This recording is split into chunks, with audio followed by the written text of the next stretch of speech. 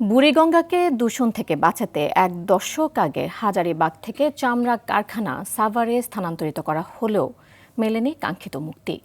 উল্টো সাভারের ধলেশ্বরী নদী এখন চামড়ার বর্জ্যের চরম হুমকির মুখে। কেন্দ্রীয় বর্জ্য শোধনাগার বা সিইটিপির ত্রুটির কারণে সঠিকভাবে বর্জ্য পরিশোধন না হওয়ায় বিপন্ন হচ্ছে স্থানীয় পরিবেশ, কৃষি ও মৎস্য খাত। সাভার থেকে জিয়াউর রহমান জিয়ার তথ্যচিত্রে জানাচ্ছেন লিওন আজাদ। বুড়িগঙ্গাকে বাঁচাতে 10 বছর আগে হাজারীবাগ থেকে চামড়া কারখানা সাভারে স্থানান্তর করা হয়েছিল, কিন্তু ভাগ্য বদলায়নি পরিবেশের। এখন একইভাবে চামড়া কারখানার বিষাক্ত বর্জ্যে ধুঁকছে ধলেশ্বরী নদী।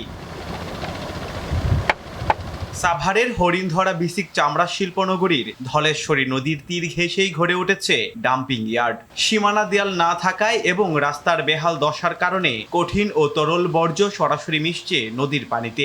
একসময় যে নদীর পানি দিয়ে চলতো দৈনন্দিন কাজ আর কৃষি সেচ, আজ সেই পানি ডেকে আনছে সর্বনাশ। এই নদীতে মাছ নাই, মনে করেন এই যে ট্যানারির বর্জ্যর পানি পইরা মাছ সব মইরা ভাসা উঠে। বৃষ্টি নামলে একটা সব এই জিল্লি এই গইরে আমার জমিনে পড়ে, জমিনের ফসল সব নষ্ট হয়ে যায়। সংশ্লিষ্টদের অভিযোগ, পরিবেশ ও নদী দূষণের মূল কারণ অপরিকল্পিত ডাম্পিং ইয়ার্ড এবং কেন্দ্রীয় বর্জ্য শোধনাগার বা সিইটিপির নকশাগত নানান ত্রুটি।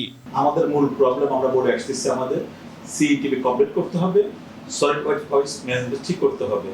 আর এটা ঠিক না হলে আমরা ইন্টারন্যাশনাল সার্টিফিকেট পাবো না, এলডব্লিউ সার্টিফিকেট ওটার জন্য আমরা বিজনেস করতে পারতেছি না। তবে বাস্তব চিত্র বলছে চামড়া কারখানাগুলোর চাহিদা অনুযায়ী বর্তমান সিইটিপির বর্জ্য শোধনে পুরোপুরি সক্ষম নয়। ফলে বিদেশি বায়ার হারাচ্ছে মালিকরা, এতে বড় অঙ্কের বৈদেশিক মুদ্রা হারাচ্ছে দেশ। যখন এসিটিপিটা হয়েছিল তখন এর কিছু ডিজাইন ত্রুটি ছিল, এখানে অনেকগুলো ইম্পর্টেন্ট কম্পোনেন্ট মিসিং আছে শুরু থেকেই।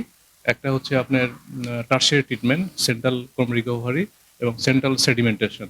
এই কাজগুলো সম্পন্ন হয়ে গেলে আপনি তখন এটা আমরা যে প্যারামিটারের সকল লেভেলগুলো আমরা ডিওই স্ট্যান্ডার্ডে বুঝতে পারবো। একতরফা দোষারোপ না করে সঠিক পরিকল্পনা, কঠোর নজরদারি ও জবাবদিহিতা নিশ্চিতের মাধ্যমে ঘুরে দাঁড়াবে চামড়া শিল্প, এমনটাই প্রত্যাশা সংশ্লিষ্টদের।